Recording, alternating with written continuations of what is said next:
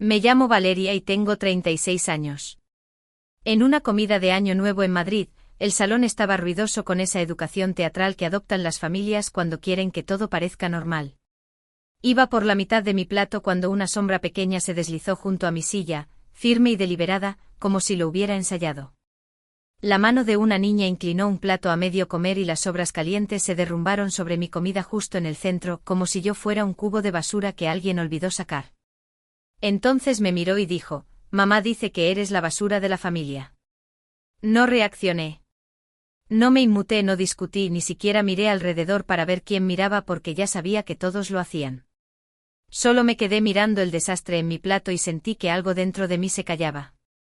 Esa clase de silencio que no viene con lágrimas, sino con una decisión. Esa noche, después de que todos se fueran a casa y el grupo de WhatsApp de la familia se quedara quieto un rato, mi teléfono se iluminó con un mensaje de mamá: «Estás fuera de nuestras vidas». 2 personas reaccionaron con un corazón inmediatamente. Rápido y casual, como si pulsar un botón fuera más fácil que mirarme a los ojos.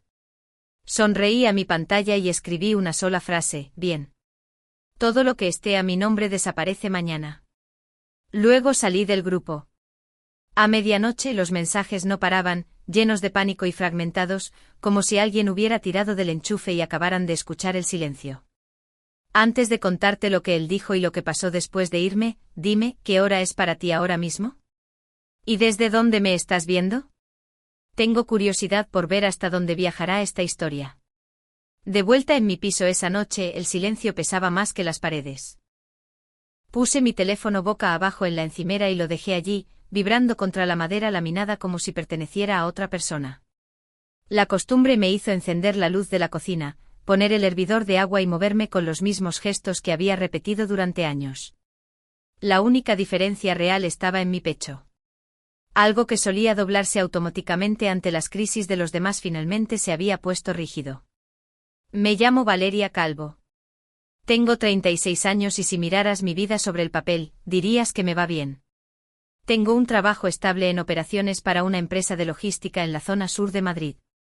Un piso de una habitación sin ascensor que pago puntualmente, sin hijos, sin mascotas, sin pareja con la que negociar. Mi solvencia económica es del tipo que hace sonreír a los bancos. Nada de eso es la razón por la que mi familia me necesita. Necesitan mi nombre. Mi hermana pequeña, Lorena, es 3 años menor que yo y ha sido el centro del universo Calvo desde que aprendió a hablar. Mis padres, Carmen y Paco, construyeron sus días en torno a lo que ella quería, incluso cuando éramos niñas. En aquel entonces eran clases de baile y zapatillas nuevas. Ahora es un SUV que no puede permitirse, una imagen que no puede mantener y una hija propia, Sofía, a la que le han enseñado que los adultos que pagan por su vida no me incluyen a mí. Durante más de una década, cada vez que alguien en mi familia se quedaba atrás, la solución pasaba silenciosamente por mí. Cuando mis padres estaban a meses de perder su casa por impuestos atrasados y una segunda hipoteca que no entendían, pedí un préstamo personal lo suficientemente grande para liquidar lo peor. La cuota mensual sigue saliendo de mi cuenta el mismo día de cada mes, una suma de 4 cifras que se cobra antes de que yo vea mi nómina. Cuando Lorena quiso un coche más nuevo por la seguridad de Sofía, el concesionario no le aprobaba la financiación a ella sola. Así que firmé como titular principal en el contrato de renting. El pago se retira de mi cuenta automáticamente. El impuesto de circulación, el seguro a todo riesgo y los peajes de sus viajes de fin de semana a la playa se cargan en tarjetas a mi nombre. Cuando el trabajo a tiempo parcial de Carmen dejó de ofrecer seguro médico, la añadí a la póliza privada de mi empresa. La prima sale de mi nómina y los copagos van a mi tarjeta. Cuando la medicación para la presión arterial de Paco subió de precio, le dije a la farmacia que mantuviera su ficha vinculada a mi tarjeta para que él no se estresara por eso. Incluso las actividades extraescolares de Sofía, el club de robótica del que Lorena presume ante sus amigas, se me factura directamente a mí. La cuota mensual parece pequeña si la miras sola. No parece pequeña cuando la apilas junto al plan familiar de telefonía, el internet que está a mi nombre y las suscripciones a plataformas de streaming en las que todos inician sesión desde sus salones mientras yo como sobra sobre el fregadero. Nada de esto se planteó nunca como una petición. Al principio sonaba a halago. «Eres tan organizada, Val. Se te da bien el dinero. Estaríamos perdidos sin ti. Esas frases eran el papel de regalo. Dentro de ellas estaba la misma suposición de siempre: yo lo arreglaría porque eso es lo que hago. Con el tiempo dejaron de existir las conversaciones. Las facturas simplemente migraban hacia mí. Los avisos se reenviaban, las claves cambiaban de manos y, de alguna manera, terminé siendo la persona cuyo nombre aparecía en todo lo importante mientras me trataban como a una invitada en cada evento familiar. Las emergencias de Lorena se trataban como desastres naturales. Mis horas extras y mis segundos trabajos se trataban como el clima, algo que simplemente sucede. Me dije a mí misma que esto era lo que hacían las buenas hijas. Intervienes cuando tus padres tropiezan. Cargas con tu hermana en los malos momentos hasta que se recupera. No detallas cada sacrificio ni pides aplausos. Simplemente sigues adelante porque la alternativa se siente como una traición. De pie en mi pequeña cocina con el hervidor silbando y mi teléfono vibrando en la encimera, me di cuenta de que podía enumerar cada cantidad que estaba pagando por ellos, pero no podía recordar la última vez que alguno me preguntó cuánto me costaba a mí. Me sé de memoria cada fecha de vencimiento y contraseña vinculada a su comodidad. Puedo visualizar el color del logo de cada compañía cuando cierro los ojos, de la misma forma que una enfermera aprende las etiquetas de los medicamentos. Lo que no tengo es una sola hoja limpia donde todo eso conviva junto. Siempre había evitado eso diciéndome que el amor no pertenece a una hoja de cálculo. Que se supone que la familia no debe sentirse como una cuenta que tienes que cuadrar. Esa noche, por primera vez, la ausencia de esa hoja se sintió menos como una virtud y más como una negación. Cuando el hervidor hizo clic y se apagó, finalmente cogí mi teléfono. La pantalla estaba abarrotada de notificaciones, iconos apilados luchando por atención. El grupo familiar estaba cerca de la parte superior, congelado en mi último mensaje. Lo ignoré y abrí mi aplicación bancaria en su lugar. La rueda de carga giró una vez y aparecieron mis cuentas.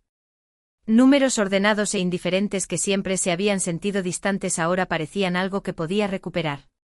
Fui directamente a la sección de pagos recurrentes. La lista era más larga de lo que me gusta admitir. Mi propio alquiler y facturas estaban arriba. Luego venían los otros. Una línea para un préstamo vinculado a la casa de mis padres, marcado con su dirección, pero mi nombre. Un pago de renting por un SUV registrado a nombre de mi hermana.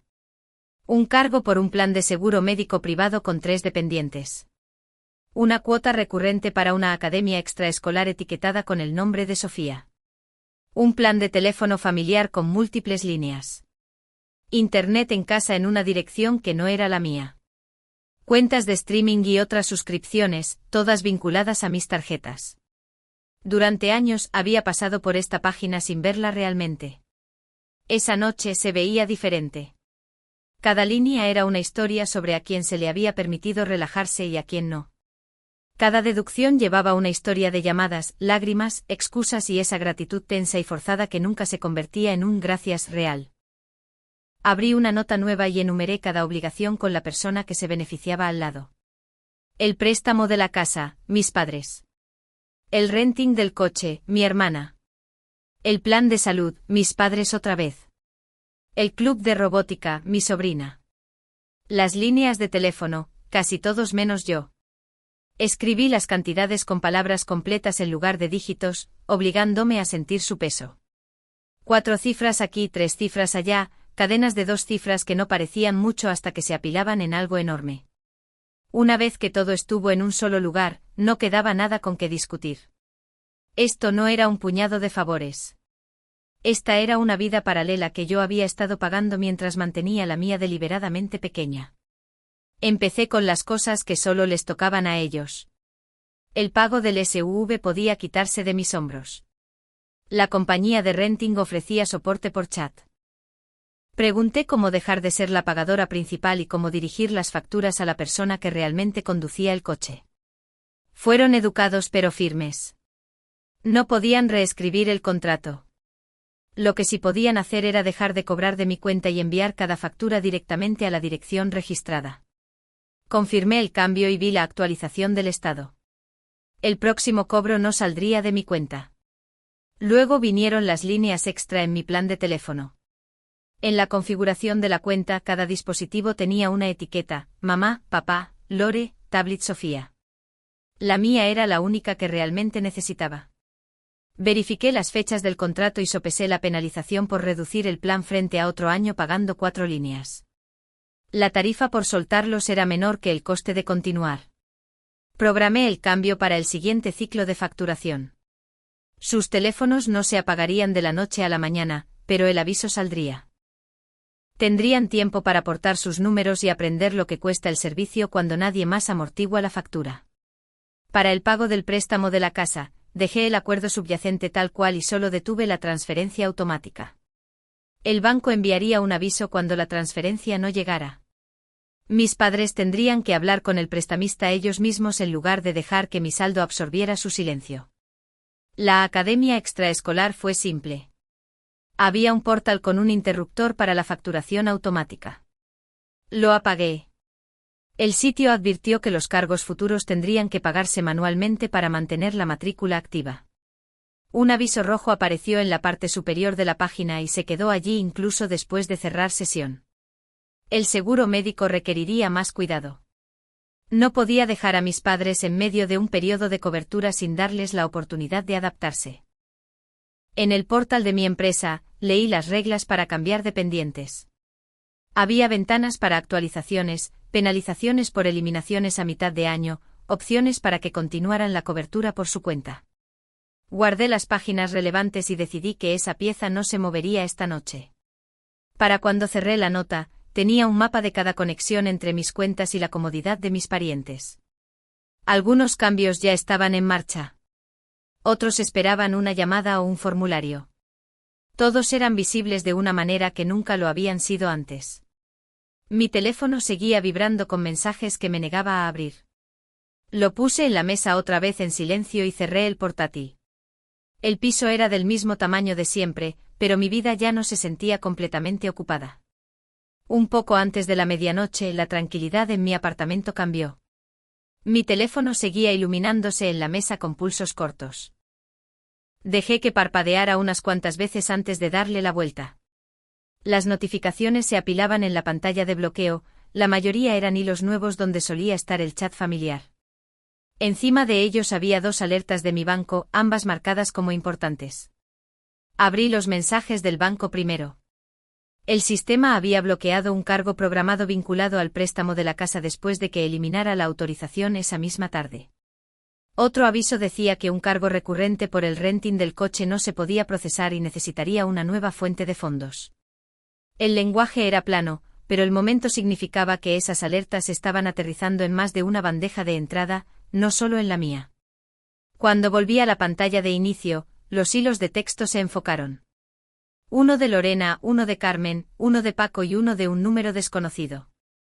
Abrí el de mi hermana primero. Sus mensajes se apilaban uno tras otro. Al principio quería saber qué estaba pasando con el pago del coche y por qué su aplicación del banco mostraba el giro automático como no disponible. Luego el tono cambió a acusación, insistiendo en que lo arreglara ahora porque yo había firmado el contrato y porque, como ella escribió, tu nombre está en todo. Cada línea llevaba la misma suposición de siempre. Mi trabajo era absorber las consecuencias. Cerré su hilo sin responder y toqué el de Carmen. Los mensajes de mamá eran más largos. Había reenviado el aviso de pago bloqueado de la casa y añadido un párrafo sobre lo cerca que estuvieron de perder el lugar la última vez. Llamaba a la casa nuestro hogar y lo único que nos queda, como si yo no hubiera sido la que la había estado sosteniendo durante años. Su línea final decía que sabía que yo estaba disgustada, pero me recordaba que la familia no se abandona por un comentario grosero de una niña. El número desconocido resultó ser Paco.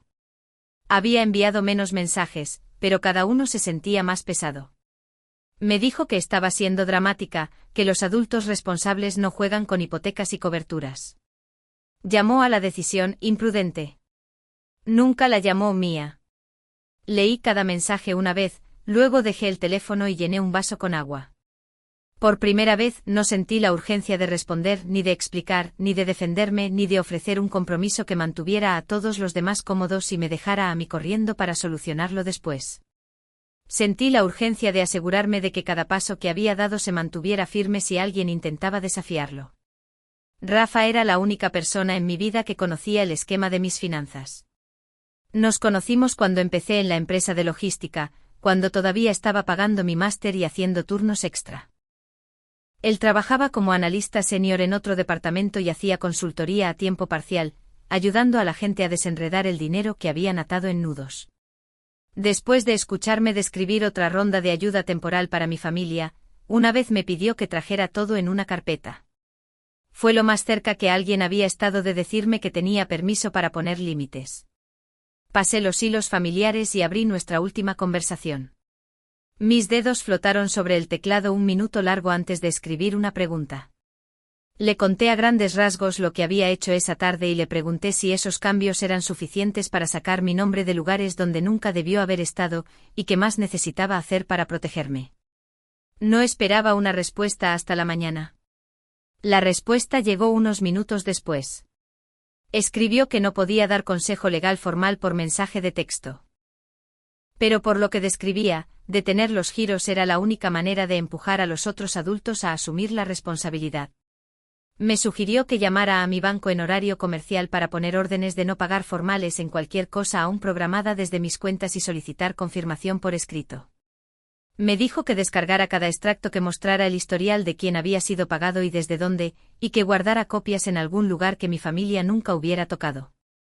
Al final escribió una frase que aterrizó más fuerte que cualquier amenaza saliendo de los teléfonos de mi familia: si alguien quiere acusarte de abandono, el rastro de papel mostrará una década de lo contrario.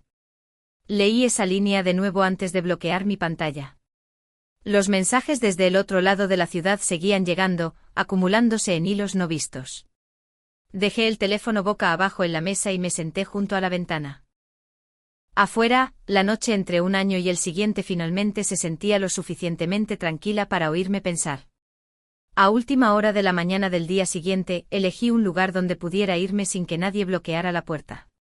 Había una cafetería estrecha en el borde del centro, mostradores desgastados y café sin fin, el tipo de sitio donde la gente se ocupaba de sus propios asuntos. Cogí una mesa junto a la pared frente a la entrada y envolví mis manos alrededor de una taza hasta que el calor las estabilizó. Carmen entró primero con los ojos barriendo la sala como si esperara que las malas noticias estuvieran impresas sobre mi cabeza. Paco la siguió con la mandíbula tensa y el abrigo medio abierto. Lorena llegó la última, todavía mirando su teléfono. Sofía iba tirada de su mano. Me vieron y se movieron juntos hacia la mesa. Una unidad tan ensayada que dolía verla. Se sentaron. Carmen y Paco se sentaron frente a mí, Lorena a mi lado, Sofía en el borde exterior donde podía ver cada cara. Por un momento dejamos que el ruido de los platos y el siseo de la plancha hablaran. Paco habló primero. Se inclinó hacia adelante, codos en la mesa, voz baja pero afilada. Dijo que era hora de parar cualquier juego que pensara que estaba jugando. Las hipotecas no eran palanca de negociación. Los recibos domiciliados no eran armas. El pago de la casa había sido devuelto. La compañía de renting ya estaba enviando advertencias. Y los adultos hechos y derechos no hacían trucos que ponían techos y contratos en riesgo. Llamó a lo que yo había hecho imprudente. Los dedos de Carmen retorcían el menú plastificado. Me dijo que no había dormido, que perder la casa la enfermaba, que no reconocía a la versión de mí que podía cortar a sus propios padres por sentimientos heridos. Lo enmarcó como un momento de ira, no el final de un largo patrón. Lorena no se molestó con la contención. Fue directa al coche. Me recordó que el contrato estaba a mi nombre, que mi firma estaba en cada página, que si el pago paraba, los de cobros vendrían a por mí primero.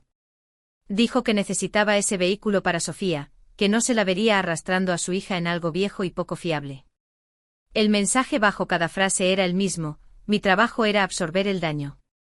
Los dejé hablar. Conté mis respiraciones. Dejé que cada acusación aterrizara y resbalara. Cuando finalmente hicieron una pausa, esperando que me disculpara o retrocediera, metí la mano en mi bolso y puse una carpeta delgada sobre la mesa. La abrí hacia ellos. La primera hoja mostraba el historial del préstamo de su casa, una pila de transferencias giradas desde mi cuenta durante los últimos 10 años. Detrás estaban los extractos del renting del SV. Cada pago marcado como exitoso, hasta el bloqueado después de que cambié la autorización. Después de eso venían páginas de resumen de mi plan de salud listando dependientes y primas. Facturas de la academia y facturas de teléfono del plan familiar. Cada dispositivo etiquetado con un nombre. Nadie cogió nada. Carmen miró las columnas. Paco miró las fechas. Lorena miró solo la línea del renting donde el cargo más reciente había fallado. Esto es lo que he estado haciendo, dije. No un favor. No de vez en cuando. Durante años. La mirada de Paco se movió lentamente por la página.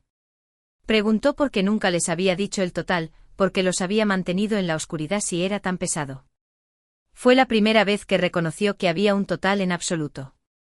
La expresión de Carmen se replegó sobre sí misma al ver hasta dónde llegaban los extractos. Empezó a decir que habría ayudado si lo hubiera entendido, luego se detuvo cuando las palabras se encontraron con la evidencia frente a ella. Lorena no apartó la vista de los extractos del coche. Dijo que si me importaba Sofía, arreglaría esa línea primero y podrían resolver el resto después. Su enfoque estaba exactamente donde siempre había estado, en la cosa que la hacía parecer exitosa. Sofía había estado callada, inclinada sobre un menú infantil con un trozo de cera. Al sonido de su nombre levantó la vista, los ojos moviéndose de la carpeta a su madre y luego a mí. Pensé que te gustaba pagar cosas, dijo en el tono plano que usan los niños cuando repiten un hecho. Mamá dice que siempre lo harás porque realmente no tienes tu propia familia. El aire alrededor de la mesa cambió. Lorena se quedó quieta. La mano de Carmen subió a su boca. Paco miró a la niña como si acabara de leer un veredicto. Mantuve mi atención en Lorena. Eso, dije, es por lo que los pagos se acabaron. Cerré la carpeta, la deslicé de nuevo en mi bolso y salí de la mesa. Nadie se movió para seguirme mientras pasaba por el mostrador y salía a la luz del invierno. 2 días después de la cafetería, las primeras respuestas reales llegaron en los sobres de otras personas. Logos de bancos alineaban las esquinas de papel blanco.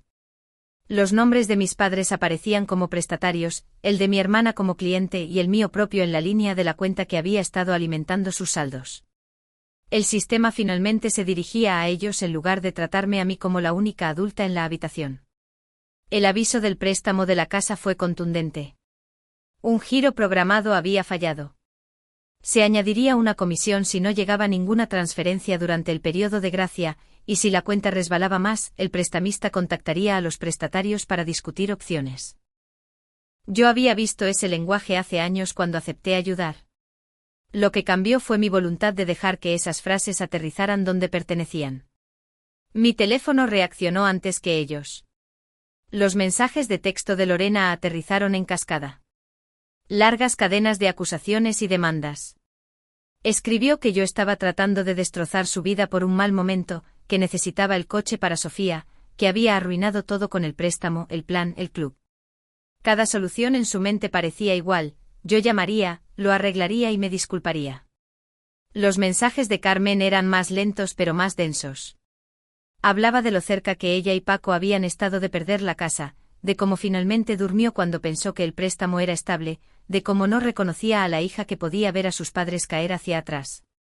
Debajo de todo eso se sentaba una creencia, una buena hija volvería a entrar en el fuego. Paco fue el que menos escribió. Sus mensajes eran bruscos, centrados en el deber y el orgullo. Los adultos honran los acuerdos. Firmaste tu nombre, así que eres responsable. Echarse atrás ahora es egoísta. No mencionó que cada firma había venido después de un desastre que él y Carmen no pudieron deshacer solos. Me negué a reflejar su tono. Cuando dijeron que estaba destruyendo su crédito, respondí que había pasado más de una década protegiéndolo y que era su turno de hablar con sus prestamistas. Cuando advirtieron que los cobradores vendrían a por mí, respondí que guardaba copias de cada aviso de transferencia y extracto, suficiente para mostrar a cualquiera exactamente quién había estado cargando a quién. Durante el horario comercial, seguí la lista que Rafa me había ayudado a construir. Llamé a mi banco y aguanté esperas y transferencias hasta que contacté con alguien que pudo poner órdenes de no pagar en los giros vinculados a cuentas familiares. Solicité confirmación por escrito para cada uno y guardé los archivos junto a los extractos que ya estaban en mi portátil. La pila de documentos creció rápido. A continuación, contacté con la empresa de renting. Le dije al representante que aunque mi nombre estaba en el contrato, el vehículo vivía con mi hermana y que los arreglos futuros debían pasar por ella. Tomaron nota en la cuenta y repitieron el plazo restante.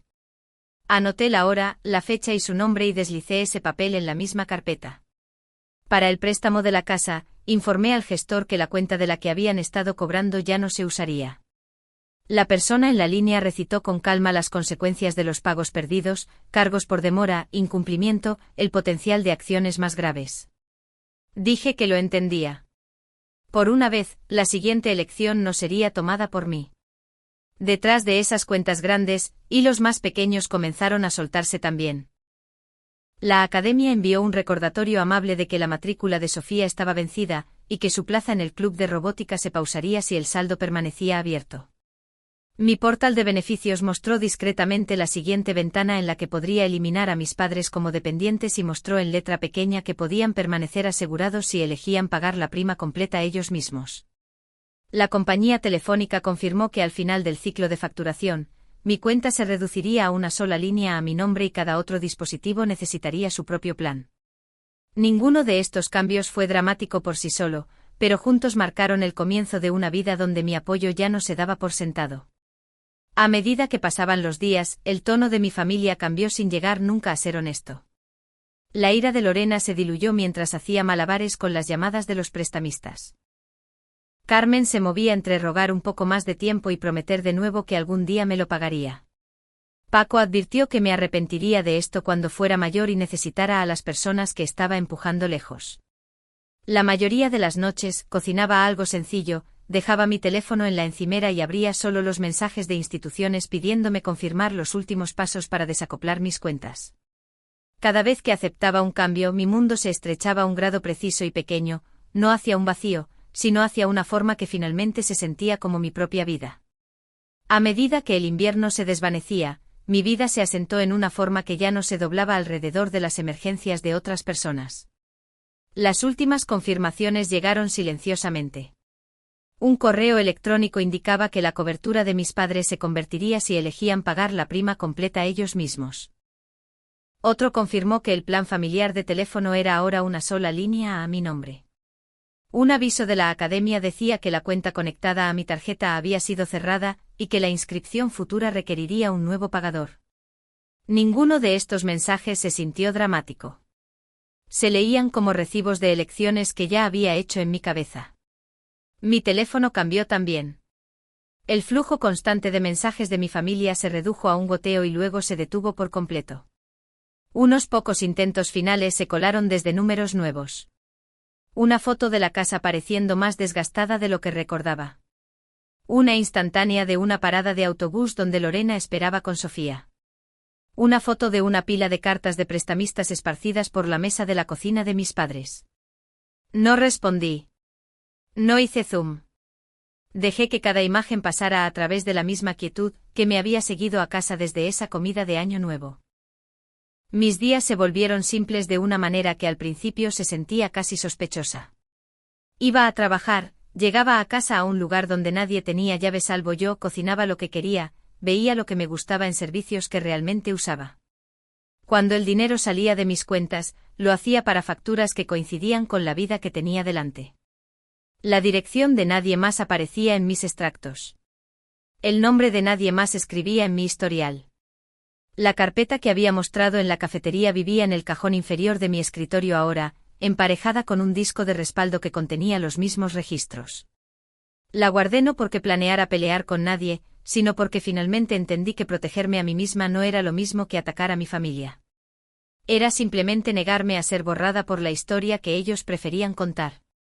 Las noticias me llegaban de formas pequeñas e indirectas. Un antiguo vecino mencionó que mis padres habían hablado con el banco ellos mismos por primera vez y estaban tratando de refinanciar en términos que coincidieran con sus ingresos reales.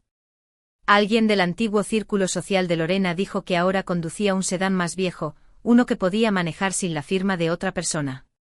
Sofía se había cambiado al colegio público de la calle y, según el mismo cotilleo, parecía irle perfectamente bien. Nada de eso me hizo querer volver a conectar. El punto nunca había sido darles una lección y luego volver una vez que se comportaran. El punto era salir de un papel que me había estado tragando entera y quedarme fuera de él, incluso si finalmente se daban cuenta de lo que había costado. En una noche fresca unos meses después, me paré en mi cocina con la ventana entreabierta, escuchando el tráfico rodar por la calle de abajo. El piso olía a verduras asadas y jabón. Mi teléfono yacía en la encimera boca arriba, libre de números rojos exigiendo atención. Por primera vez que podía recordar, podía describir mi vida sin empezar la frase con el nombre de otra persona. Pensé en la voz de Sofía en la cafetería, repitiendo lo que había oído en casa como si fuera un hecho. Pensé en cada vez que me había dicho a mí misma que ser útil era lo mismo que ser amada, que cargar el peso en silencio me hacía fuerte en lugar de invisible. Pensé en lo fácil que había sido para mi propia madre borrarme de la familia con un mensaje, convencida de que yo seguiría pagando mientras estaba fuera de la puerta. Lo que finalmente entendí es esto: el dinero no compra amor, pero la forma en que la gente trata tus sacrificios te dice exactamente cómo definen a la familia. Si tu valor solo cuenta cuando estás resolviendo problemas, entonces no eres un pariente para ellos. Eres un recurso. Alejarse de eso no es crueldad. Es claridad. Si alguien viendo esto se encuentra en la misma posición en la que yo estaba, cargando con la vida de todos los demás mientras te llaman basura por ello, espero que mi historia te dé permiso para mirar los números y el comportamiento lado a lado. Pregúntate quién te reclamaría todavía si tu nombre desapareciera de sus papeles. Luego decide qué significa ser parte de una familia para ti, no solo lo que cuesta.